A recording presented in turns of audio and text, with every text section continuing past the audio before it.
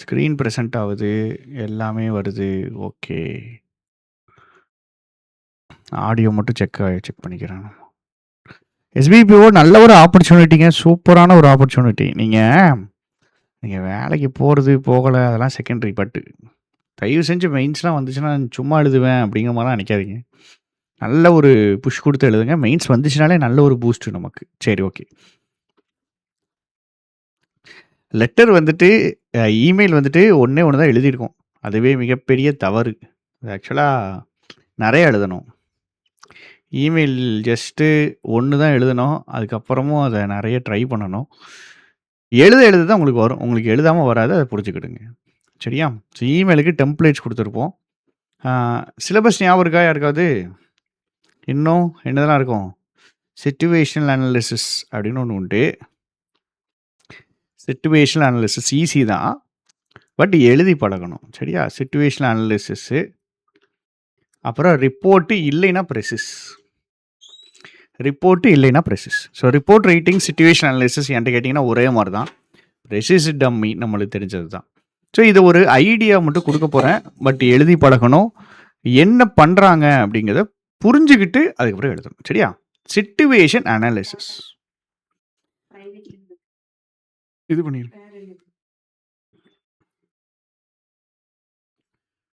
பிரீத்தி ma'am இருக்கீங்களா?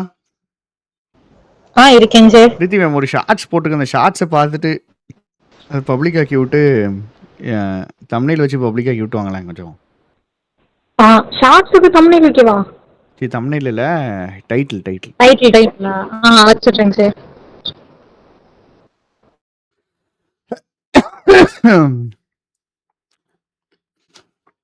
Situation analysis 3 இருக்கு பாருங்க. 3 சிச்சுவேஷன் அனாலிசிஸ் நீங்கள் சூஸ் பண்ணணும் அப்படின்னா எப்பயுமே நெகட்டிவை சூஸ் பண்ணுங்க. எழுதுறதுக்கு நிறையா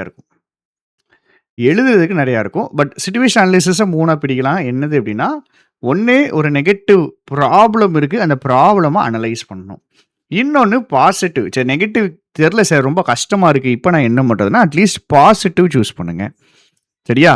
தயவு செஞ்சு இந்த நியூட்ரலை வந்துட்டு அவாய்ட் பண்ணுங்கள். ஏன்னா வந்துட்டு இதில் வந்துட்டு ரெண்டுமே பேசணும். ரெண்டையும் பேசிட்டு நீங்கள் ஒரு முடிவுக்கு வரணும்.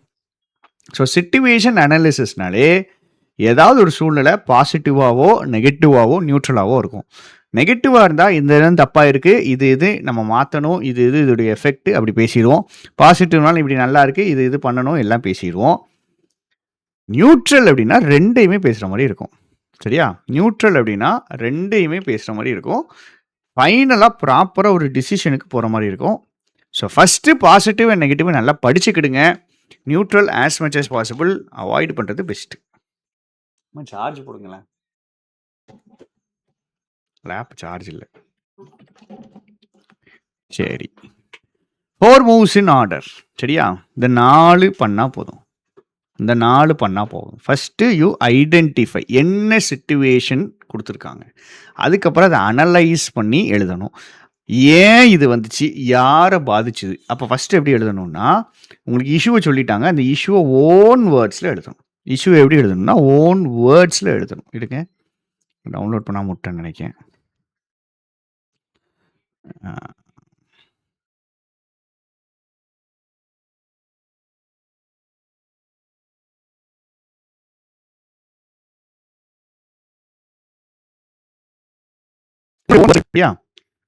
ஓன் வேர்ட்ஸில் எழுதுனீங்க அப்படின்னா தான் உங்களுக்கு அது அண்டர்ஸ்டாண்ட் ஆகும். மார்க் உங்களுக்கு போடுவாங்க. நீங்கள் வந்துட்டு இருக்கிற இஷ்யூ அப்படியே காப்பி அடிச்சு எழுதாமல் ஓன் வேர்ட்ஸில் உங்கள் வேர்ட்ஸில் எழுதணும். அதுதான் ஃபஸ்ட்டு ஸ்டெப். எக்ஸாம்பிள் கூட காமிச்சு உங்களுக்கு சொல்லித்தரேன்.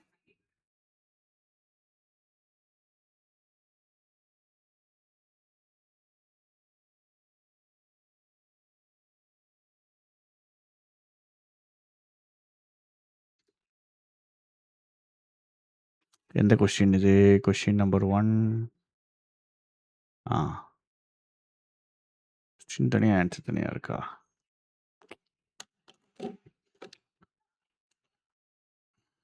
ஒரே நிமிஷம்.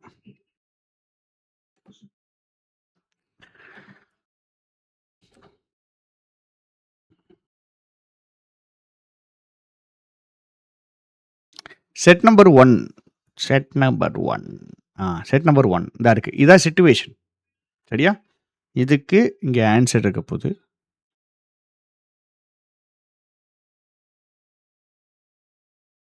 என்னடா!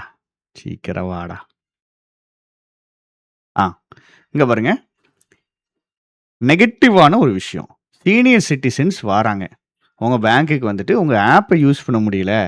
அதனால பிரான்ச்சுக்கு ஒவ்வொரு டிரான்சாக்ஷனுக்கு வர முடியுது அப்படின்னு கம்ப்ளைண்ட் பண்றாங்க. ஒரு நெகட்டிவான விஷயம். இதுதான் குடுத்திருக்கிறது. ஸோ குடுத்திருக்கிற பிரச்சனைய ஐடென்டிஃபை பண்ணி தான் 3 லைன்ல எழுதணும். Situation analysis is 100 to 150 words. அதில இருக்கிறத அப்படியே எழுதணும். சில பேர் லாகின் வந்துட்டு ரிலேட்டிவ் ஷாப்கீப்பர்ஸுக்கு குடுத்து ஹெல்ப் கேட்டிருக்காங்க. இப்ப நீங்க தான் கஸ்டமர் சர்வீஸ் இன்சார்ஜ் ஆஃபீசர். இப்ப இந்த சிச்சுவேஷன அனலைஸ் பண்ணி இதுக்கான ஸ்டெப்ஸ் எழுதணும். சிச்சுவேஷன் அனலைசிஸ்ல உங்களுக்கு மெஜாரிட்டி மார்க் எதுக்கு அப்படின்னா, நீங்க குடுக்கக்கூடிய சொல்யூஷனுக்கும் அனாலிசிஸுக்கும் தான். சரியா? இப்ப என்ன பிரச்சனை அப்படின்னு first you need to identify. இது வந்துட்டு ஆக்சுவலா என்ன சொல்றேன்னாங்க, இது ஆக்சுவலா பார்த்தீங்கன்னா, லைஃப்‌க்கே ரொம்ப தேவையான ஒரு விஷயம். ஒரு பிரச்சனைன்னு வந்துட்டுன்னு வச்சுக்கோங்களேன், ஏதோ ஒரு கெட்ட விஷயம், ஏதோ நெகட்டிவா ஒரு விஷயம் இருக்குன்னா, முதல்ல அது என்னன்னு ஐடென்டிஃபை பண்ணணும். என்னன்னு கண்டுபிடிக்கணும். அதுதான் இங்க சொல்றோம். முதல்ல நீ கண்டுபிடிச்சு, அத ஓன் வேர்ட்ஸ்ல எழுது. கொஸ்டினையே திருப்பி காப்பி அடிக்காத அப்படின்னு இருக்கான். இப்ப என்ன பண்ணக்கூடாது? கொஸ்டினையே காப்பி அடிக்க கூடாது. சரியா? இங்க பாருங்க, சீனியர் சிட்டிசன்ஸால ஆப்பை யூஸ் பண்ண முடியல. அதனால அவங்க பிரான்ச்சுக்கு வர வேண்டி இருக்கு. இதுதான் கொஸ்டின். இப்ப ஆன்சர் எப்படி இருக்கு? Senior citizens here have not refused digital banking. Digital banking refuse பண்ணல. அவங்களுக்கு டிஜிட்டல் பேங்கிங் வந்து டீச் பண்ணல. லாகின் டீட்டெயில்ஸ் எல்லாம் ஷேர் பண்றது ஒரு பெரிய ரிஸ்க்கு. ஸோ ஃபர்ஸ்ட் நான் என்ன பண்றேன்னா, என்ன பிரச்சனைங்கிறத கண்டுபிடிக்கேன். அப்போ சீனியர் சிட்டிசன்ஸுக்கு டிஜிட்டல் பேங்கிங் வேண்டான்னு அவங்க சொல்லலை. அவங்களுக்கு அதை டீச் பண்ணல. லாகின் டீட்டெயில்ஸையும் அதனால தெரியாம அவங்க ஷேர் பண்ணிடுறாங்க. ஓகே. இப்போ இது the first step of identification. First நீங்க என்ன பண்ணியாச்சு? ஐடென்டிஃபை பண்ணியாச்சு. சரியா? சரி, ஐடென்டிஃபை பண்ணதுக்கு அப்புறம் ரெண்டாவதா என்ன எழுதணும்னா அனலைஸ். இந்த சிச்சுவேஷன் யாரை பாதிக்கும், எப்படி பாதிக்கும், ஒய், ஹூ யாரை பாதிக்கும், ஹூ எப்படி பாதிக்கும், அது செகண்ட் ஸ்டெப் அனலைஸ். இங்கே பாருங்க, இப்போ இந்த சிச்சுவேஷனை டிஜிட்டல் பேங்கிங் அவங்க வேண்டான்னு சொல்லலாம். அவங்க பேசிக்காக அவங்களுக்கு ஆப் வந்துட்டு யூஸ் பண்ண முடியல, லாகின் டீட்டெயில்ஸ் ஷேர் பண்ணிட்டாங்க. இப்போ ஆப் வந்துட்டு இன்ட்ரடியூஸ் பண்ணும்போது கஸ்டமருக்கு அன்ஃபெமிலியரான ஒரு ஆப்பை இன்ட்ரடியூஸ் பண்ணுறாங்க. ஷேர்டு கிரெடென்ஷியல், இது ரெண்டாவது பாயிண்ட். இவங்க வந்து லாகினை எல்லாத்தையும் இப்போ கொடுக்குறாங்க. அப்போ ஷேர்டு கிரெடென்ஷியல்னால என்ன ஆகுதுன்னா, கஸ்டமருக்கு தேவையில்லாத டிரான்சாக்ஷனோ இல்லை நிறைய ரிஸ்க் வந்துட்டு இருக்குது அப்படின்னு சொல்லலாம். இப்போ இது வந்துட்டு ஃபர்ஸ்ட் ஐடென்டிஃபை. செகண்ட் வந்துட்டு யாருக்கு பிரச்சனை, என்ன பிரச்சனை. இப்போ first paragraph you identify the problem. அடுத்து அந்த ப்ராப்ளம் யாரை அஃபெக்ட் பண்ணுது, எப்படியெல்லாம் அஃபெக்ட் பண்ணுது. தேர்ட் பேராகிராஃப் என்னது? தேர்ட் பேராகிராஃப் இங்கே தான் உங்களுக்கு மார்க்கு. இதுதான் சொல்யூஷன். இதுக்கு சொல்யூஷன் என்ன சொல்லலாம் சொல்லுங்க. நீங்களே என்னை பார்த்து சொல்லுங்க. என்ன சொல்யூஷன் சொல்லலாம்? என்ன சொல்யூஷன் சொல்லலாம்?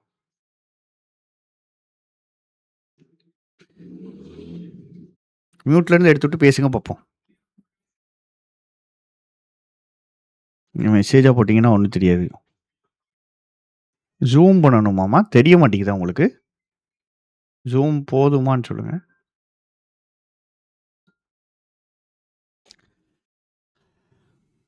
என்ன ஸ்டெப் எடுப்பீங்க?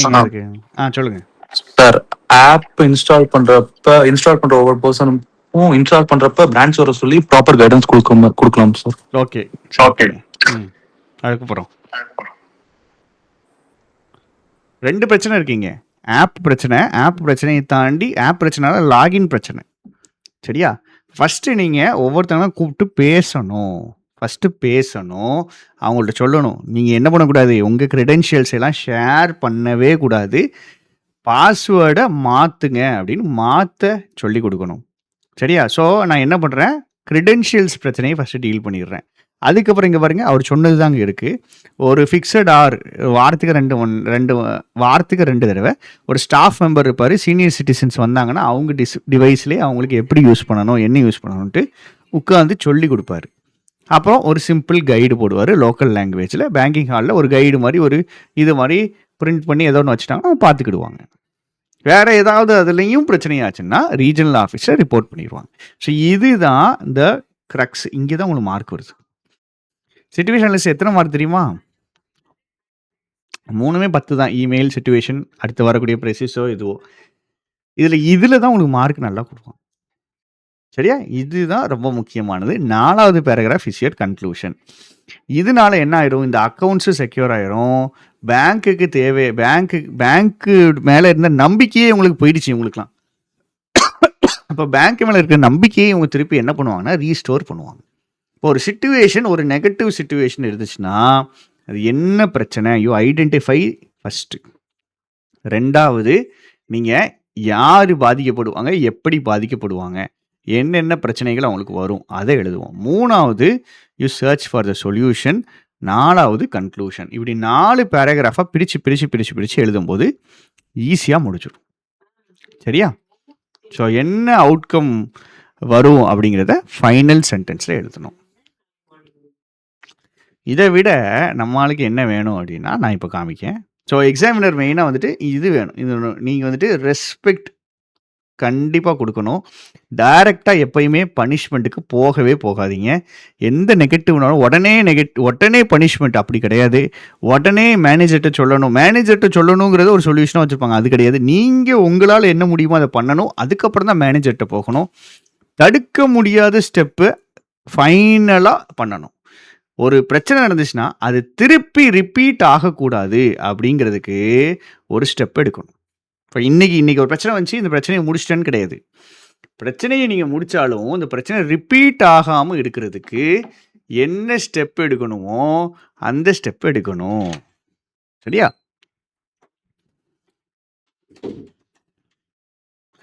டிசிஷன் கொஸ்டின் இருந்துச்சுன்னு வச்சுங்களேன். நீங்கள் ரெண்டு முடிவு கொடுத்துட்டாங்க.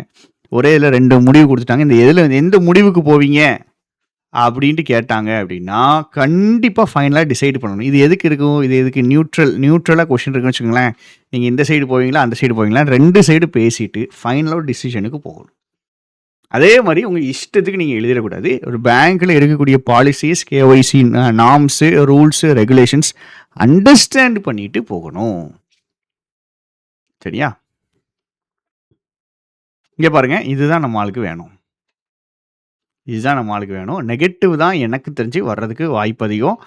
வரலைனாலும் நீங்கள் பாசிட்டிவ்க்கு ஷிஃப்ட் ஆகிக்கிடுங்க. As much as possible 3rd avoid பண்ணிடுங்க. ஏன்னா அது 2ஐயும் பேலன்ஸ் பண்ணி பேசுகிறதுக்கு நம்ம ஆளுக்கு வராது. சம்மந்தமே இல்லாமல் நம்மளால் ஒன்றுக்கு பயங்கர இம்பார்ட்டன்ஸ் கொடுத்து பேசிட்டு கன்க்ளூஷனில் தலையில மாற்றி எழுதிடுவான். அந்த மாதிரிலாம் வேண்டாம். ஈஸியாக பிளான் பண்ணி நீங்கள் ஸ்கோர் பண்ணலாம். இதில் என்னங்க இருக்குது? இதில் என்ன இருக்குது? given situation highlights an issue related to notification sound வருதோ? ஹேண்ட் ரைஸ் பண்ணீங்களா? சொல்லுங்க ப்ரோ, சொல்லுங்க. இல்ல சார், இப்போ டெசிஷன் சொன்னீங்களா சார்? இப்போ டெசிஷன் வந்து இப்போ அது ஃபார் எக்ஸாம்பிள் எஸ்ஆர் நோன்னு வச்சுக்கலாம் சார். அது எக்ஸாக்ட் எஸ்ஆர் நோவா இருக்கணுமா, இல்ல அதாவது அந்த அவங்க சிச்சுவேஷன் நீங்க டிசைட் பண்ணணும். அதுதான் பிரச்சனை. அதுக்கு தான் நான் என்ன சொல்றேன்னா அந்த மாதிரி क्वेश्चंसக்கு போகாதீங்கன்னு சொல்றேன். எஸ்ஆர் அது எக்ஸ்பெக்டட் ஆன்சரா இருக்குமா சார், இல்லனா வந்து அவங்க பெர்ஸ்பெக்டிவ் ஆன்சரா இருக்குமா? அது வந்துட்டு ஆக்சுவலாக நம்ம சொல்ல முடியாது ப்ரோ. எனக்கு தெரிஞ்சு மோஸ்ட்லி எக்ஸ்பெக்டட் ஆன்சராக தான் இருக்கும். உங்களுக்கு ஆப்வியஸ் ஆன்சர் தெரியும், பட் அதை எக்ஸ்பிளைன் பண்ணுற மாதிரி தான் இருக்கும். அந்தளவுக்கு டிஃபிகல்ட்டாக வந்துட்டு 2 ஆன்சர்ஸுமே டூவபிள் அப்படிங்கிற மாதிரி கேட்க மாட்டாங்க. பட் அதுக்கு தான் நான் சொல்கிறேன், அந்த ஏரியாவே அவாய்ட் பண்ணியிருக்கேன். நம்மளுக்கு அது வேண்டாம். நம்ம இங்கேயே சுற்றிடுவோம். இது வந்து உங்களுக்கு ஸ்டாண்டர்டாக இருக்கும் ப்ரோ. இப்போ பாருங்களேன், இதை அப்படியே நீங்கள் எழுதலாம். ஐ வுட் திஸ் அந்த அதாவது இப்படி ஆரம்பிக்கணும். The given situation highlights an issue relating to என்ன போடலாம்? Senior citizens not being able to use their apps. இங்கே பாருங்க, இதில் வந்துட்டு நீங்கள் திருப்பி ப்ராப்ளமை எழுதணும். கொஸ்டினை காப்பி அடிச்சிடாதீங்க. திருப்பி சொல்கிறேன், காப்பி அடிக்கிறத குறைச்சிக்கிடுங்க. கொஸ்டினில் இருக்கிற அப்படியே எழுதணும்னு வேண்டாம். அதே கண்டென்ட்டை you can use the words எப்போவுமே யூஸ் பண்ணலாம். அதில் இருக்கிற 1 வார்த்தை 2 வார்த்தை யூஸ் பண்ணலாம். அதில் இருக்கிற அதே எக்ஸாக்ட் ஃப்ரேஸையோ எக்ஸாக்ட் கிளாஸையோ எக்ஸாக்ட் சென்டென்ஸையோ யூஸ் பண்ணக்கூடாது. நம்ம சீனியர் சிட்டிசன்ஸ் யூஸ் பண்ணி தான் ஆகணும். அந்த வார்த்தையை போட்டு தான் ஆகணும். அதுக்காக அவன் சொல்லிட்டு அதே இதை போடவே அவசியமே கிடையாது. எக்ஸாக்ட் கொஸ்டின் இருக்கக்கூடாது. அடுத்தது சச் சிச்சுவேஷன்ஸ் எதை பாதிக்கும், யாரை பாதிக்கும், and causes inconvenience to the persons concerned. If timely action is not taken the problem may further affect. இதெல்லாம் பாருங்க, நீங்கள் இங்கே என்ன கான்சிக்வன்ஸும் எழுதணும், யார் பாதிக்கப்பட்டிருக்காங்கன்னு எழுதணும். இதை வந்துட்டு பேட்டர்ன் இது, சரியா? இதுக்கூடிய ஒரு டெம்ப்ளேட்டுன்னு சொல்லுவாங்க. இது இந்த டெம்ப்ளேட்டை அப்படியே வச்சு நீங்கள் எழுதலாம். நீங்கள் அங்கே உட்காந்து யோசிக்க உங்களுக்கு டைம் எடுக்காது. ஸோ மைண்ட் யோசிக்கிற டைம்லேயே நீங்கள் கிவன் சிச்சுவேஷன் இது ரிலேட்டட் டு இந்த சிச்சுவேஷன் இவங்கள பாதிக்கப்படும், இவங்களுக்கு இன்கன்வீனியன்ஸ் எடுக்கும், டைம்லி ஆக்ஷன் எடுக்கலைன்னா இந்த பிரச்சனை வரும். இந்த பிரச்சனையை சரி பண்ணுறதுக்கு இமிடியேட் ஸ்டெப்ஸ் எது எடுக்கணும், கன்சர்ன்ட் அத்தாரிட்டிகிட்ட சொல்லணும், கோஆர்டினேஷன் மானிட்டரிங்க்கு, லாங் டேர்ம் இம்ப்ரூவ்மெண்ட்டுக்கு இந்த மாதிரி ஒரு ஸ்டெப் எடுத்தால் திருப்பி வராது தடுக்கலாம் போட்டிருக்காங்களா? அதனால் ப்ராம்ப்டாகவும் கரெக்டான அப்ரோச்சும் இஷ்யூவை சால்வ் பண்ணி கான்ஃபிடென்ஸு இதெல்லாம் நீங்கள் ஆட் பண்ண வேண்டியதை ஆட் பண்ணிடலாம். இப்போ என்ன அப்படின்னா, இதை ஃபஸ்ட்டு கொஞ்சம் என்ன பண்ணணும், படிக்கணும், கொஞ்சம் அப்படியே மனசில் ஏற்றணும். எக்ஸாக்டாக அப்படியே சரி, இது வந்து உங்களுடைய லெவலை பொறுத்து தாங்க. நான் இதை அப்படியே படிச்சுக்கிறேன் சார், எனக்கு ஃபுல்லாக இதில் இருந்தால் போதும் சார்னா படிச்சுக்கிடுங்க, பிரச்சனையே கிடையாது. இப்போ இந்த மாதிரி ஒரு பேட்டர்ன் நான் கொடுக்கல, அதனால தான் 3 பேட்டர்ன் கொடுத்துருக்கேன். நான் என்னைய மட்டும் தான் சார் மற்றவன் எழுதுவான், அவனுக்கும் அப்போ என்ன சார்னா இங்கே பாருங்கள், இதில் தான் உங்களுக்கு மார்க். இது எவ்வளோ தூரம் நல்லா எழுதுறீங்களோ, தெளிவாக எழுதுறீங்களோ, அதில் தான் உங்களுக்கு மார்க். சரியா? ஸோ எதில் என்ன எழுதணும், ஃபஸ்ட்டு யூ ஐடென்டிஃபை என்ன பிரச்சனை, யாரை பாதிக்கப்படுது, என்ன ரெமடியல் ஸ்டெப்ஸு, ப்ரிவென்டிவ் மெஷர் என்னது, ஃபைனலாக சொல்யூஷன், கன்க்ளூஷன். சொல்யூஷனில் கன்க்ளூஷன். ப்ரிவென்டிவ் மெஷர் தயவு செஞ்சு எழுதுங்க. ப்ரிவென்டிவ் மெஷரை விட்டுறாதீங்க. அது விடாமல் எழுதுனதில் மார்க் கண்டிப்பாக லூஸ் ஆகும். செகண்ட் வந்துட்டு ஆப்பர்ச்சுனிட்டி, சேம் கதை. இது பாசிட்டிவ், நல்லதாக ஏதோ ஒன்று நடக்குது அப்படிங்கும்போது அதில் என்னென்ன பெனிஃபிட் வரும், அது கரெக்டாக பண்ணிங்கன்னா இந்த இது கிடைக்கும். இந்த சிச்சுவேஷன் எடுக்கிறதுக்கு இந்த ஸ்டெப்ஸ் எடுக்கணும், ப்ராப்பர் பிளானிங், எஃபெக்டிவ் இம்ப்ளிமெண்டேஷன், இது எல்லாமே டிசைட் அப்ஜெக்டிவ்க்கு வேணும். இதெல்லாம் ரீடு பண்ணுங்கள். சரி, நான் உங்களுக்கு 10 கொஸ்டின்ஸ் 10 ஆன்சர் வச்சு ஒன்று கொடுத்துருக்கேன், அதை நீங்கள் ரீடு பண்ணிங்கன்னா தான் அது யூஸ் ஆகும். இங்கே பாருங்கள், இதுவும் நெகட்டிவ்ங்கும் போது நம்ம என்ன பண்ணணும், ஈஸியாக எழுதலாம். இவன் இந்த தப்பு பண்ணுறான், நல்லா பையனாக இருக்கான், ஆனால் தப்பு பண்ணுறான், புதுசாக ஜாயின் பண்ணியிருக்கு. ஸோ இதை எப்படி டீல் பண்ணுறது?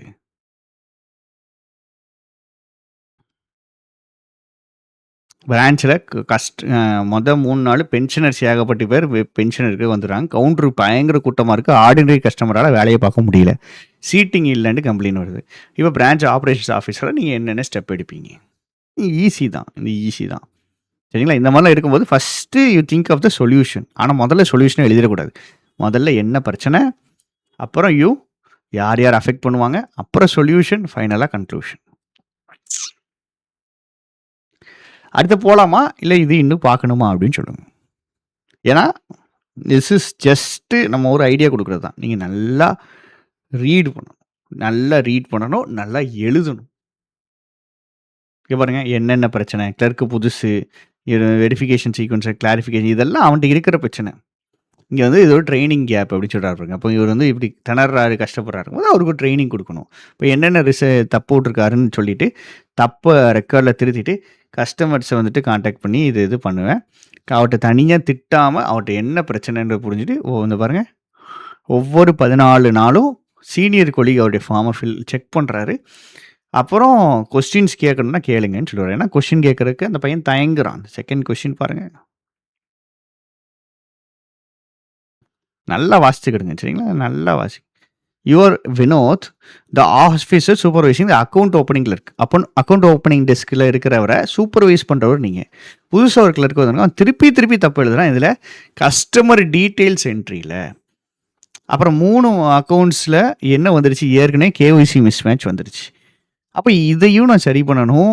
இங்கே பாருங்க, இதை மட்டும் நான் சரி பண்ணால் போதாது. இதுதான் நான் சொல்கிறேன், இது மட்டும் சரி பண்ணால் போதாது. பிரச்சனை வந்துட்டு இவன்கிட்ட இருக்குது. அப்போ இவனை எப்படி திருத்துறது, இவன் பண்ணுற மிஸ்டேக்கை எப்படி ரெக்டிஃபை பண்ணுறது, அதுதான் லாங் டேர்ம் சொல்யூஷன், அதுதான் ப்ரிவென்டிவ் மெஷர். இப்போ அதுக்கு ஸ்டெப் எடுக்கணும்.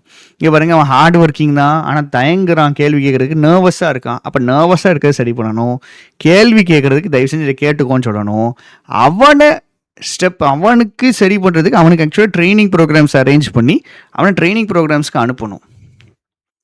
அப்படின்னா தான் உங்களுக்கு இந்த இஷ்யூ கம்ப்ளீட்டாக சால்வ் ஆகும். இல்லைன்னா சார்ட் அவுட் ஆகாது. நெக்ஸ்ட் போலாமா? ஒரு ஐடியா கிடைக்குதா? 3வது செட் ஆன்சரை பார்ப்போமா?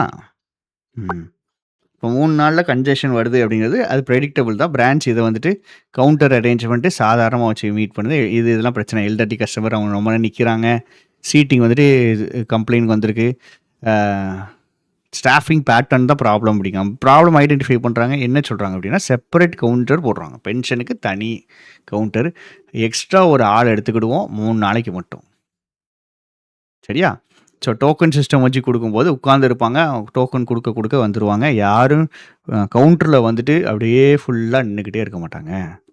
அப்புறம் என்ன சொல்லுவோம், பிஸ்னஸ் கரஸ்பாண்டண்ட்டை வச்சோ இல்லை ஆப் வச்சு பண்ணுங்கன்னு சொல்கிறதோ இல்லை டோர் ஸ்டெப் பேங்கிங் ஃபெசிலிட்டியோ எல்லாத்தையுமே அவங்களுக்கு எக்ஸ்பிளைன் பண்ணி நீங்கள் இவ்வளோ தூரம் அலைய வேண்டாம், ஆப்லேயே பண்ணலாம், இல்லை பிஸ்னஸ் கரஸ்பாண்ட் வச்சு பண்ணலாம், இல்லை வேறு ஏதாவது இதை வச்சு பண்ணலாம். கண்டிப்பாக இங்கே தான் வரணும், பிரான்ச்சுக்கு தான் வரணும்னு அவசியம் இல்லைங்கிறத நம்ம எக்ஸ்பிளைன் பண்ணுறோம். சரியா? ஓகே.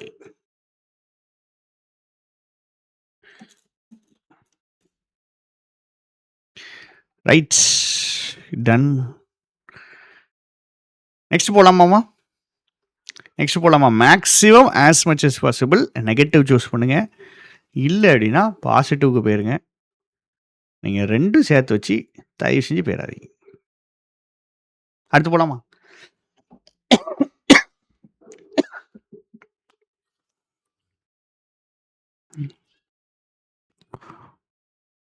ஓகே. உங்களுக்கு ரொம்ப இழுக்கிற மாதிரி இருக்கா? உங்களுக்கு அண்டர்ஸ்டாண்ட் ஆகுது தானே? பிரச்சனை இல்லைல்ல. ஏன்னா டக்குன்னு சொல்லி முடிச்சுற மாதிரி எனக்கு ஃபீல் ஆகக்கூடாது. அதுக்கு தான். What kind of report? First report writing வருமா, ப்ரெசிஸ் வருமானு எனக்கு தெரிஞ்சு தெரியாது. சரியா? பட் 2ல் ஏதாவது ஒன்று கொடுத்து 2 ஆப்ஷன்லையுமே ஏதாவது ஒன்று கொடுத்து எழுத வச்சுருவாங்க. ரிப்போர்ட் வராமல் ப்ரெசிஸ் வந்துச்சுன்னா கொஞ்சம் நம்மளுக்கு ஈஸியாக இருக்கும். பட்டு டூவபிள் தான். ஒன்றும் பெரிய வித்தியாசம் இல்லைங்க. டூவபிள் தான். சரி, ரிப்போர்ட் ரைட்டிங். ரிப்போர்ட்னா என்னது? ரிப்போர்ட் எழுதுறதுனா என்ன பண்ணணும்? ரிப்போர்ட் எழுதுனா ஏதாவது ஒன்று நடந்திருக்குங்க. ஏதாவது ஒரு ஈவெண்ட் நடந்திருக்குங்க. இந்த ஈவெண்ட்டை வச்சு என்ன பண்ணானுங்க, எவன் வந்தான், என்னென்ன ஸ்டெப் பண்ணாங்க எல்லாத்தையும் சொல்லணும். இதுதான் ரிப்போர்ட் ரைட்டிங். இது ஒன்று ஈவெண்ட் வச்சு வரும்.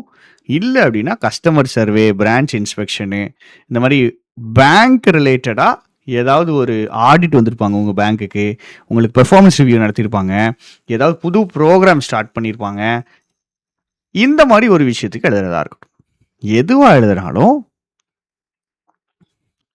இதுதான். சரியா? First title. இங்கே பாருங்கள், இதுக்கு முன்னாடி படித்த எதுலேயுமே டைட்டில் கிடையாது. இமெயிலெலாம் டைட்டில் இல்லை. இமெயிலுக்கு சொன்ன ஸ்ட்ரக்சர் உங்களுக்கு ஞாபகம் இருக்கும், டைட்டில் இல்லை. சிச்சுவேஷனல் அனாலிசிஸ் 2வது பார்த்தோம், அதுக்குமே டைட்டில் இல்லை.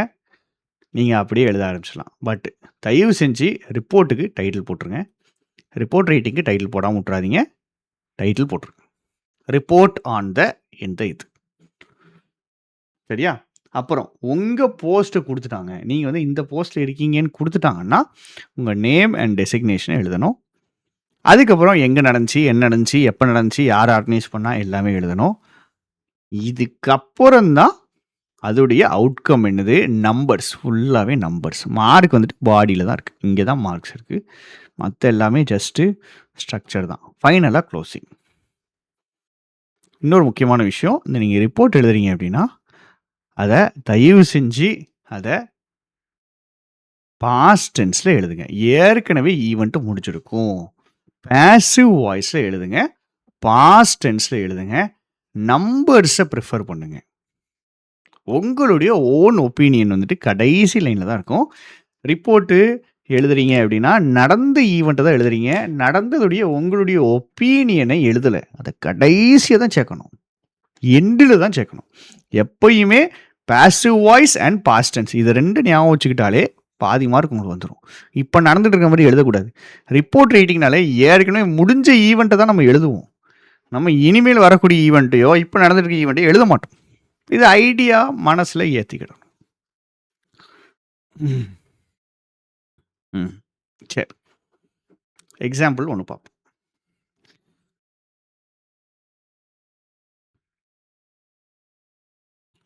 First question. Your branch organized a financial literacy camp in nearby village on 12th July. 230 villages attended. இந்த பாருங்க நம்பர் கொடுத்துருக்காங்க பாருங்க. 64 new savings accounts were opened. Session was held on avoiding unregistered money lenders. So, இதுக்கு ஒரு report எழுதணும். Regional ஆஃபீஸ்க்கு submit பண்ணுற மாதிரி. சரியா? ஓகே. எப்படி எழுதுறது?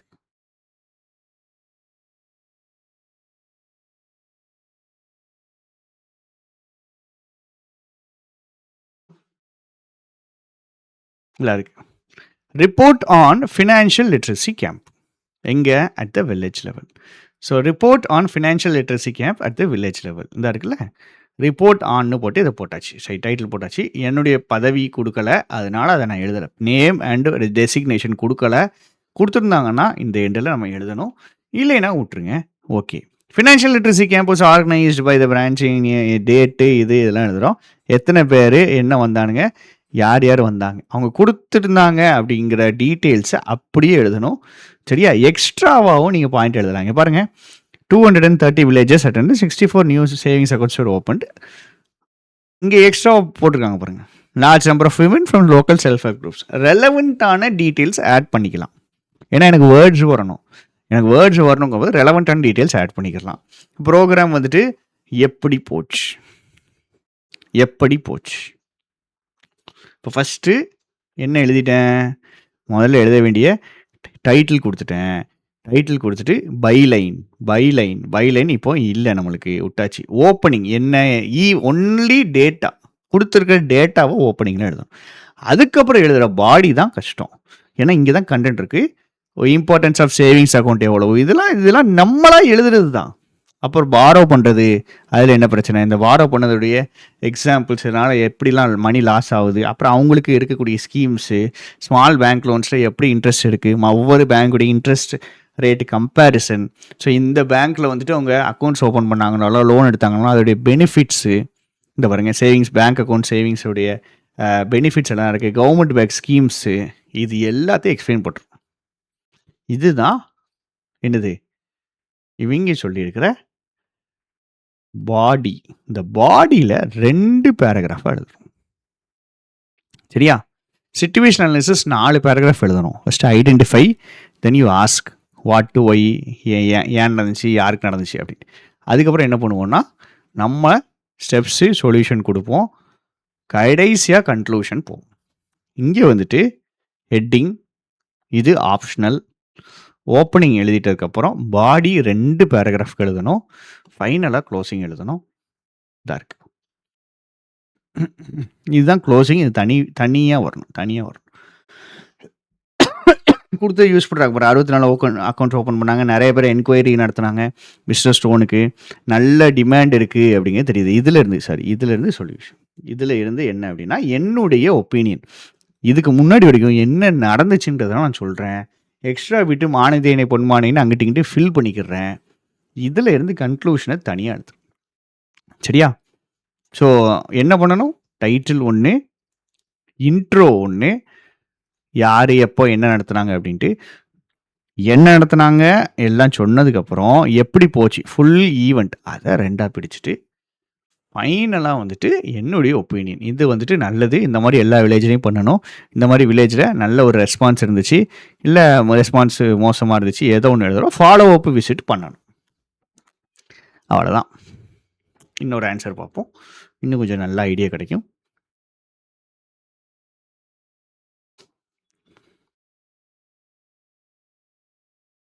செகண்ட் டெஸ்ட்டில் ப்ரெசிஸ் தான் இருக்குது, ஆல்டர்னேட்டாக தான் இருக்குன்னு நினைக்கிறேன்.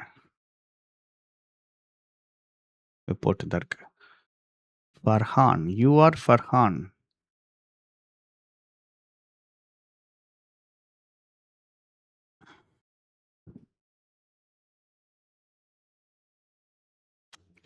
ஓகே, இப்போ என்ன பண்ணோம், பிசிஇ அவுட்லெட்டை பற்றி நம்ம ரிப்போர்ட்டு ஹெட் ஆஃபீஸ்க்கு எழுதணும். நம்ம பேர் கொடுத்துட்டாங்க. இதில் நம்ம பேர் வந்துட்டு ஃபர்ஹான் அப்படிங்கிற இருக்கு. எண்டில் போடுறோம் பேர். இது கொடுத்துட்டாங்கன்னா எண்டில் போடுறோம். சரியா? எப்படி ஸ்டார்ட் பண்ணுறோம், டைட்டில் போட்டுரும் ரிப்போர்ட் ஆன் த என்னதுன்ட்டு. அவர் பிஸ்னஸ் கரஸ்பாண்டன்ட் இது வந்துட்டு 6 மாசமா இருக்கு. இது வந்துட்டு பேசிக் பேங்கிங் சர்வீசஸ் ஓகே சொல்லியாச்சு. இது இன்ட்ரோ குடுத்தாச்சு. பாடி ஆஃப் த லெட்டர்ல இதுதான். இவங்க என்னென்ன பண்ணாங்க, எது பண்ணாங்க, நல்லா பண்ணிட்டு இருக்காங்க. டார்கெட் எடுத்து அதிகமா பண்றாங்க. நெறைய ஸ்கீம்ஸ் எக்ஸ்பிளைன் பண்றாங்க.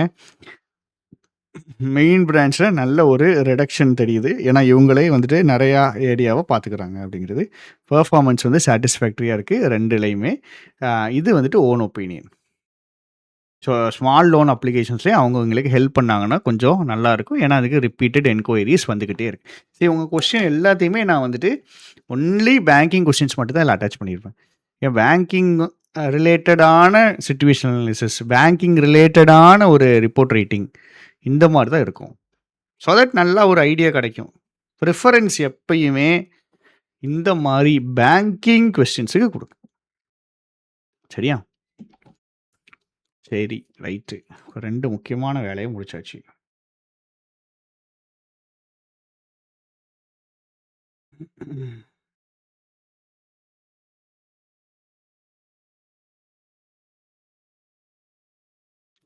அடுத்தது ப்ரைஸஸ் ஃபஸ்ட்டு 2மே ஓகேயான்னு சொல்லுங்க. எனக்கு 2மே ஓகேயா? இது 2மே ஓகேயா?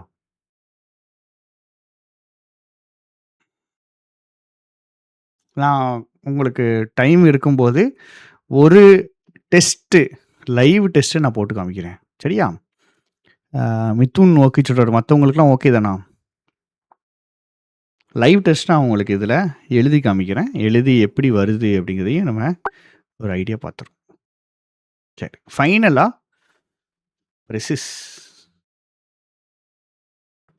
ப்ரிசைஸ்னா என்ன தெரியுமாம்மா? ப்ரிசைஸ்னா என்ன தெரியுமா உங்களுக்கு? இது ரிப்போர்ட்டுக்கான இன்னொரு இது டெம்ப்ளேட். ஈவெண்ட்டோ ப்ரோக்ராமோ நடக்குதுன்னா நம்ம இப்போ சொன்னது தான்.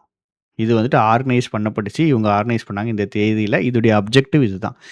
டெம்ப்ளேட் வந்துட்டு எப்பயுமே உங்களுக்கு காப்பாற்றுறதுக்கு இருக்கணும். எனக்கு டக்குன்னு வரமாட்டேங்கி பதட்டமாக இருக்குன்னா டக்குன்னு இந்த டெம்ப்ளேட் இது ஞாபகம் வரும். பிரைமரி அப்ஜெக்டிவ் என்னது டக்குன்னு எழுதுங்க. அப்புறம் யார் நடத்துனா என்னென்ன அரேஞ்ச்மெண்ட் வந்துட்டு நல்லா இருந்துச்சு, செஷன் நல்லா இருந்துச்சு, ரெஸ்பான்ஸ் நல்ல ஃபீட்பேக் வந்துச்சு. இதை வச்சு என்னுடைய ரெக்கமெண்டேஷனை கண்டிப்பாக திருப்பி பண்ணுங்கள். ப்ரோக்ராம் வந்துட்டு அதோடைய அப்ஜெக்டிவ் அச்சீவ் பண்ணிச்சு. இதெல்லாம் ஜென்ரலான ஐடியா அழகாக எழுதலாம். எப்பயுமே மைங்கிறத யூஸ் பண்ணாதீங்க. இம்பர்சனல் நான் சொன்ன மாதிரி பாசிவ் வாய்ஸ்லேயே எழுதுங்க, பாஸ்ட் டென்ஸ்லேயே எழுதுங்க. சரியா? ஓகேயா?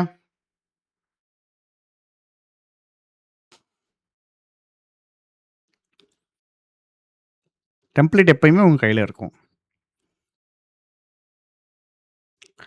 Okay precis writing. ப்ரிசைஸ் அப்படின்னா எக்ஸாக்ட் அர்த்தம். ப்ரெசஸ் ரைட்டிங் ஸ்கூல்லே நம்ம சொல்லி கொடுத்துருக்காங்க. 1/3 பேசேஜை சம்மரைஸ் பண்ணுறது தான் ப்ரெசஸ் ரைட்டிங். பேசேஜை சுருக்கி எழுதுறது கிடையாது. சுருக்கி எழுதுனா கால்வாசியை மட்டும் எழுதிட்டா அது பேர் ப்ரெசஸ் கிடையாது. ப்ரெசஸ் ரைட்டிங்கில் யூ சம்மரைஸ். மொத்தத்தையும் சேர்த்து சுருக்கி எழுதுவேன். மொத்தத்தையும் சேர்த்து சுருக்கி எழுதுவேன். கால்வாசி மட்டும் எழுதுறதில்ல, மொத்தமாக சம்மரைஸ் பண்ணணும். சரியா? ஸோ எதை எழுதணும், எதை எழுதக்கூடாது. ஃபஸ்ட்டு ப்ரெசஸ் ரைட்டிங்கு த மோஸ்ட் இம்பார்ட்டன்ட் திங் என்னென்னா யூ ரீட் அண்ட் அண்டர்ஸ்டாண்ட். வாசித்து புரிஞ்சுக்கிடணும். வாசித்தா மட்டும் போதாது, வாசித்து புரிஞ்சுக்கணும். நீங்கள் என்ன பண்ணுவீங்கன்னா இந்த மாதிரி ப்ரெசஸில் என்ன ஆகும்னா நம்ம வாசிப்போம், புரிஞ்சுக்கிடுவோம். வாசித்து புரிஞ்சுக்கிட்டு நம்மளுக்கு 30 வார்த்தை தான் வரும். 240 வார்த்தை இருக்குன்னு வச்சுங்களேன். சரி வாசிச்சுட்டு புரிஞ்சுட்டு எழுத ஆரம்பிச்சோன்னா 30-40 வார்த்தைகள் நின்றும். மீதி 40 வார்த்தை கிடைக்காது. அதுக்காக அங்கிட்டு ஒரு சென்டென்ஸை பிடி, இங்கிட்டு ஒரு கிளாஸை பிடின்ட்டு நம்மளால் உருவி எழுதிட்டு இருப்பான். அதை அவாய்ட் பண்ணிட்டு என்ன பண்ணணும் அப்படிங்கிறத புரிஞ்சுக்கிடுங்க. எதை வச்சிருக்கணும், எதை வச்சிருக்கக்கூடாது. எக்ஸாம்பிள் இல்லுஸ்ட்ரேஷன் எப்போயுமே இருக்கக்கூடாது. நம்பர் இருக்கக்கூடாது. கோட்ஸ் இருக்கக்கூடாது. சொன்னதையே திருப்பி சொன்னாங்கன்னா அதுவும் இருக்கக்கூடாது. உங்கள் ஒப்பீனியன் இருக்கக்கூடாது. இதெல்லாம் வெட்டினீங்கனாலே உங்களுக்கு கண்டென்ட் ஒத்துரும். சரியா? அப்போ எக்ஸாம்பிள் சொல்லியிருந்தாங்கன்னா அந்த எக்ஸாம்பிள் இல்லுஸ்ட்ரேஷன் ஏதாவது ஒன்று எக்ஸ்பிளைன் பண்ணுறதுக்கு யூஸ் பண்ண ஸ்டாட்டிஸ்டிக்கோ ஃபிகரோ இல்லை அவங்க சொல்லக்கூடிய ஒரு ஆத்தருடைய பேரோ ஒரு கோட்டோ எதுவுமே வரக்கூடாது. இது எல்லாத்தையும் எலிமினேட் பண்ணிட்டு முக்கியமாக இவன் என்ன சொல்ல வரான், ஆர்கியூமெண்ட் என்னது, ஆர்கியூமெண்ட்டோடைய எஃபெக்ட், காசு, ஆர்கியூமெண்ட்டுடைய கன்க்ளூஷன், அவ்வளோதான். இது மட்டும்தான் இருக்கணும். அது எதுவுமே இருக்கக்கூடாது. ஆக்சுவலாக மெத்தட் இங்கே சொல்லியிருக்காங்க 2 தடவை ரீட் பண்ணணும். ஏன்னா ஃபஸ்ட் டைம் ரீட் பண்ணும்போது ஐடியா கிடைக்காது. செகண்ட் டைமில் தான் ஸ்ட்ரக்சர் புரியும். ஃபஸ்ட் டைமில் வெறும் என்ன கண்டென்ட் தான் தெரியும். செகண்ட் டைம் ரீட் பண்ணும்போது தான் ஓகே இங்கே இன்ட்ரோ இருக்குது, இங்கே இதை எக்ஸ்பிளைன் பண்ணியிருக்காங்க, இங்கே அடுத்த பாயிண்ட் எக்ஸ்பிளைன் பண்ணியிருக்காங்க, இங்கே காஸ்ட் சொல்லியிருக்காங்க, இங்கே எஃபெக்ட் சொல்லியிருக்காங்க, கன்க்ளூஷன் சொல்லியிருக்காங்க. ஒவ்வொன்றா நம்ம வர முடியும். சரியா? அப்படி ஒவ்வொன்றுலையுமே ஒவ்வொரு பார்ட் நம்ம எடுத்து சுருக்கிட்டோம் அப்படின்னா வேலை முடிச்சுட்டு. சரியா? தயவு செஞ்சு இதை எழுதும்போது ஒரே டென்ஸில் எழுதுங்க. பாஸ்டில் எழுதுறீங்கன்னா கடைசி வரைக்கும் பாஸ்டில் எழுதுங்க. Use one tense. ஒன்று ப்ரெசண்ட்டு, இல்லைன்னா பாஸ்ட்.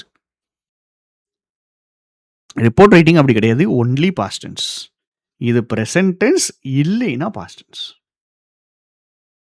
சரியா? அவசரப்பட்டு என்ன பண்ணிடக்கூடாது, 2லயே எழுதிடக்கூடாது. 2லயே தான் நம்ம எழுதுவோம். ஏன்னா என்ன சொல்றது,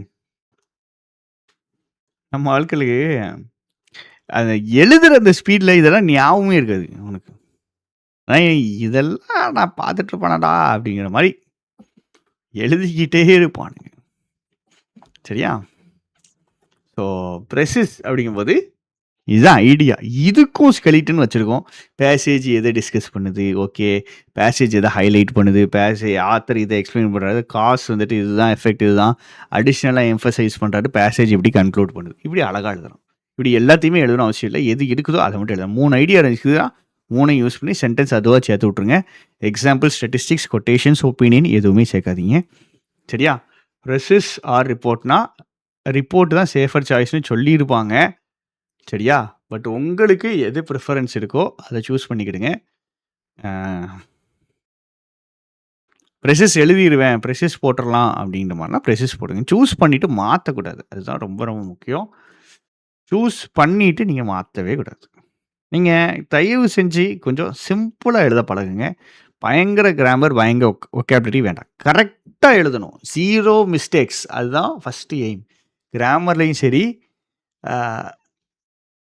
ஸ்பெல்லிங் மிஸ்டேக்ஸ்லையும் சரி, பங்க்சுவேஷன்லையும் சரி, பேசிக் எரர்ஸ் பண்ணக்கூடாது. சரியா? பேசிக் எரர்ஸ் பண்ணக்கூடாது. வேர்டு லிமிட் இருக்குது அப்படின்னா +or-5 தான். +or-5க்கு மேலே கிடையாது. சரியா? ஒரு டென்ஸ் ஆரம்பிச்சிங்கன்னா அந்த டென்ஸ்லேயே கண்டினியூ பண்ணணும். டென்ஸை உள்ளுக்குள்ளே மாற்றாதீங்க. எப்பயுமே அண்ட் சில பேர் போட்டு எழுதிக்கிட்டே இருப்பானுங்க. அண்டுக்கு பதிலாக நிறைய வார்த்தைகள் போடலாம். அடிஷ்னலி போடலாம், ஆல்சோ போடலாம். சரியா? இந்த மாதிரி இன் அடிஷன் போடலாம். இந்த மாதிரி ஒரே வார்த்தையை ரிப்பீட் பண்ணாதீங்க. நிறைய வார்த்தையை ரிப்பீட் பண்ணி எழுதுங்க. சரியா? இந்த மாதிரி ஸ்பெல்லிங்ஸு மிஸ்டேக்ஸு விடக்கூடாது. ஸ்பெல்லிங் மிஸ்டேக்ஸு வரக்கூடாது. சரியா? எந்த ஒரு கொஷினையும் கம்ப்ளீட்டாக விட்றாதீங்க தயவு செஞ்சு. சரியா? எந்த ஒரு கொஷினையுமே கம்ப்ளீட்டாக விட்டுறாதீங்க. உங்களுக்கு நான் சொல்லியிருக்க ஸ்ட்ரக்சர் எல்லாத்துக்குமே 8 மினிட்ஸ் தான் நீங்கள் பிளான் பண்ணணும். மீதி 2 மினிட்ஸ் எல்லாத்துக்குமே செக் பண்ணுறதுக்கு வேணும். சரியா? இது வந்துட்டு லாஸ்ட் 2025 கேட்ட கொஷின் பார்த்துக்கிடுங்க. இந்த கொஷின் தான் ஆக்சுவலாக நீங்கள் எழுதி பழகணும். முதல்ல எழுதி பழக வேண்டியது இதுதான். 2025 கொஸ்டின் இது தான். பாருங்க, நீங்கள் என்ன நீங்கள் கம்ப்ளீட்டாக பேங்கிங் தான் வரும். அப்படிலாம் இல்லைங்க. பாருங்க, பேங்கிங்கும் சம்மந்தம் இல்லை. அன்ஹைஜீனிக் ஹேபிட்ஸ், ஒரு நெய்பர் குப்பையை கொட்டிகிட்டு இருக்கான், இல்லை வீட்டை க்ளீனாக வைக்கலன்றது எப்படி அந்த சுற்றி இருக்கிற மக்களே பாதிக்குது. இது ரெண்டுமே இதாக இருக்குது. இது வேறு இருக்குது. 3 எப்படி இருக்குது பாருங்க. பேங்கிங் ரிலேட்டடே இல்லை, மீதி 3 பேங்கிங் ரிலேட்டட்.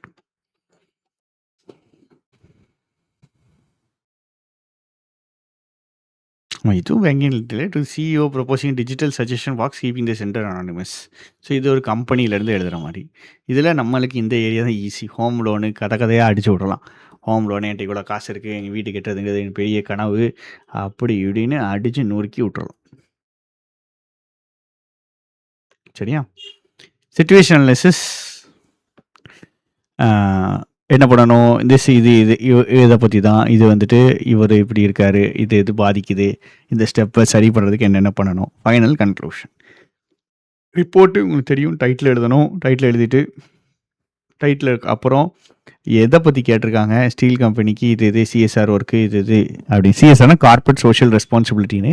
எந்த ஒரு கார்ப்பரேட் கம்பெனியும் சொசைட்டிக்கு சில விஷயங்கள் கண்டிப்பாக திருப்பி கொடுக்கணும். அதுக்கு ஒரு ரூல்ஸ் அண்ட் ரெகுலேஷன்ஸ் இருக்குது. நீங்கள் வர்ற காசில் இத்தனை பர்சன்டேஜ் வந்துட்டு சொசைட்டிக்கு ஏதாவது சேரிட்டபிள் ஒர்க் மாதிரி பண்ணணுன்ட்டு. அதுக்கு பேர் தான் சிஎஸ்ஆர்ன்பாங்க, கார்ப்பரேட் சோஷியல் ரெஸ்பான்சிபிலிட்டி அப்படிம்பாங்க. ஸோ அதில் அவங்க பண்ணணுங்கும்போது அவங்க என்னென்ன பண்ணுறாங்க, எப்படி பண்ணுறாங்க, அழகாக கதை எழுதலாம். ஆனால் இது கொஞ்சம் இந்த மாதிரி சிஎஸ்ஆர்லாம் ஐடியா இருந்துச்சு அப்படின்னா சூப்பராக எழுதிடுவாங்க அவங்க. ஸோ முடிவெடுங்க. 1 2 3 4 5 6 இருக்குது. எக்ஸாம் முடிச்சோடனே 6 days உட்காந்து இதை எழுதி பார்த்துருங்க. எழுதுறதுல உங்களுக்கு வேஸ்ட்டாகவே போகுது. எனக்குலாம் வராது, நானாக உட்காந்து எழுதவானா, எழுதுறது வேஸ்ட்டாகவே போகாதுங்க. சரிங்களா? ஏன்னு நான் சொல்கிறேன். ஏன்னா எழுதுனா ஐடியா நல்லா கிடைக்கும். நம்மளுக்கு எதுவும் தெரியலன்னு நம்மளுக்கு அப்போ தான் தெரியும். சரியா? நம்மளுக்கு என்னென்ன தெரியலை, என்னென்ன பிரச்சனைன்றது அதுக்கப்புறம் தான் தெரியும். அதனால் எழுதுங்க. எழுதுறது வேஸ்ட்டாக போயிடும், ஐயையோ அப்படின்லாம் நினைக்காதீங்க. கண்டிப்பாக உங்களுக்கு டிஸ்கிரிப்டிவ் எழுத உங்களுடைய ரீடிங்கும் உங்களுடைய லிசனிங் ஸ்கில்ஸும் பயங்கரமாக பூஸ்ட் ஆகும். ரைட்டிங் எழுத தான் ரீடிங் அண்ட் லிசனிங் நல்லா வரும். ஸோ இந்த 3 பிடிஎஃப்மே உங்களுக்கு அவைலபிளாக கொடுத்துருவோம். யூஸ் பண்ணிக்கோங்க. வேறு எதுவும் டவுட்ஸ் இருந்துச்சுன்னா நீங்கள் போய் சொல்லலாம். சந்தேகங்கள் எதுவும் இருக்கா?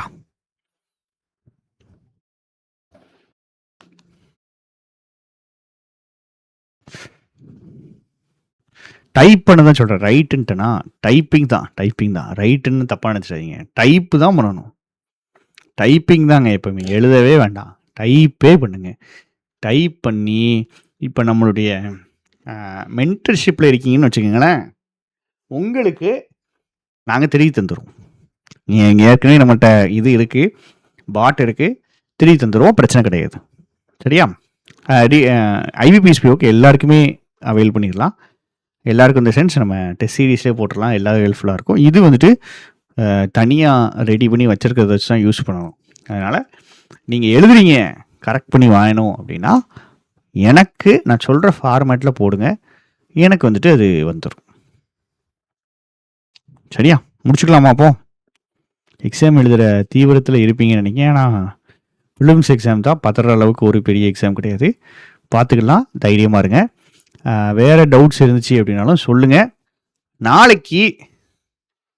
நாளைக்கு தேர்ஸ்டே தானே, நாளைக்கு ஐபிபிஎஸ்பிஓக்கு எஸ்ஏயும் காம்ப்ரிஹென்ஷனும் பார்த்துருக்கோம்.